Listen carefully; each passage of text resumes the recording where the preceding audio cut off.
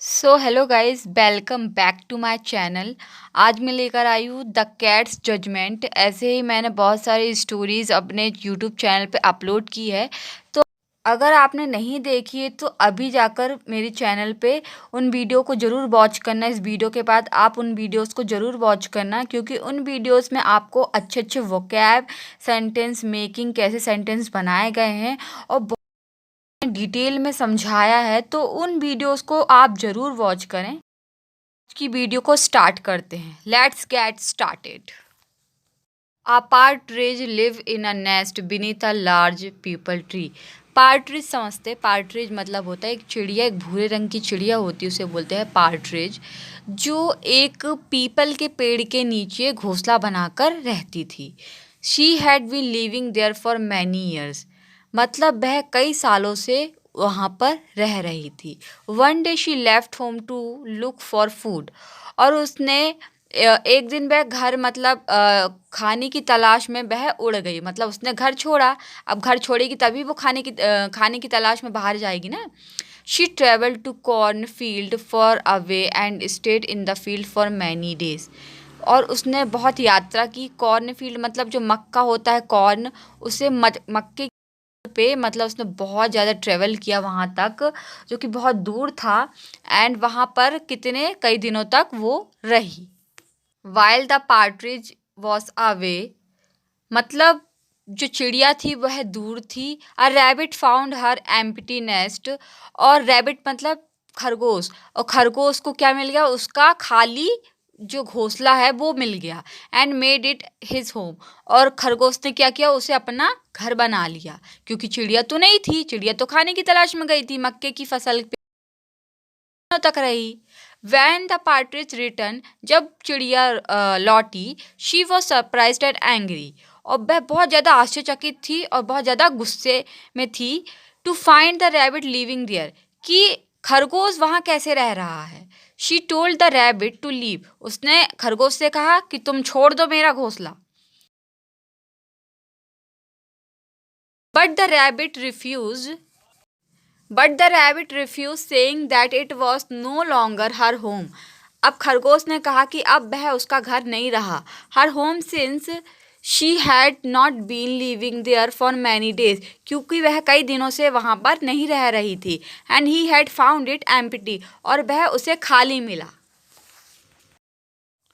The rabbit and the partridge argued loudly, और जो खरगोश था और जो चिड़िया थी पार्ट्रिज, वह जोर जोर से बहस करने लगे। फॉर सम टाइम, कुछ समय के लिए।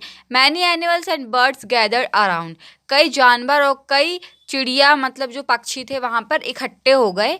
दे heard both side of the argument, और दोनों की बहसों को मतलब दोनों पक्ष की बहसों को उनने सुना। But were unable to decide whom the house belong to, लेकिन यह निर्णय करने में बिल्कुल समर्थ नहीं थे कि वह घर है किसका। They told the partridge and the rabbit to take the dispute to a जज, कि इस मामले को जज तक ले जाया जाए, मतलब जो वहाँ का जज है वहाँ तक इस बहस को ले जाया जाए, क्योंकि उल्लुक समर्थ नहीं थे निर्णय लेने में कि वो घर है किसका।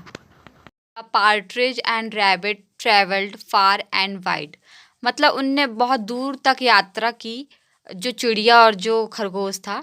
Finally reaching the bank of the Ganga, bank of the Ganga मतलब गंगा नदी के किनारे, मतलब वो पहुंच गए। There at a distance they saw a tom cat, sorry, तो उनने एक टॉम कैट को देखा। टॉम कैट का मतलब होता है नर बिल्ली, मतलब जो वो कैट थी वो फीमेल नहीं थी, वो मेल थी, उसे ही बोलते हैं tom cat. However they were scared to approach him, और वो दोनों डर रहे थे, जो पार्ट्रिज और जो खरगोश, मतलब जो चिड़िया और जो खरगोश है, दोनों डर रहे थे कि इसके पास जाएं कि ना जाएं। The tom cat was very big, और जो टॉम कैट था, जो नर बिल्ली थी, वो बहुत ज़्यादा चालाक था। He quickly close his eyes, उसने जल्दी से अपनी आंखें बंद कर ली। Stood up on his hind leg and started praying at the top of his voice, और वह एक पैर पे खड़े होकर चिल्ला चिल्ला कर प्रार्थना करने लगा। The partridge and the rabbit were puzzled as they were seeing a holy cat for the first time. यह देखकर जो चिड़िया और जो खरगोश थे थोड़ा सा मतलब पजल्ड हो गए, मतलब दुविधा में आ गए कि ये एक कैट जो है, ये चिल्ला चिल्ला के प्रार्थना कैसे कर रही है, ये इतनी पवित्र कैसे है।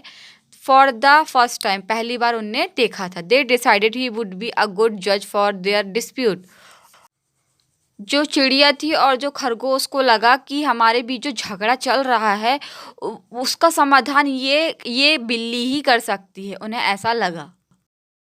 When the tom cat finish his prayer, जब टॉम कैट ने अपनी प्रार्थना ख़त्म कर ली एंड ओपन हिज आई, और अपनी आंखें खोली, the partridge explain the entire argument to the cat, और उसने बिल्ली को, मतलब जो नर बिल्ली थी उसको पूरी कथा सुनाई जो चिड़िया थी।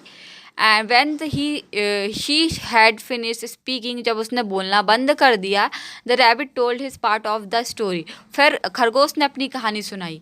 द कैट सैट क्वाइटली, और जो नर बिल्ली थी वह चुपचाप बैठ गई फॉर अ मिनट, कुछ मिनटों के लिए, and then said I am very old and can not hear और सी प्रॉपरली।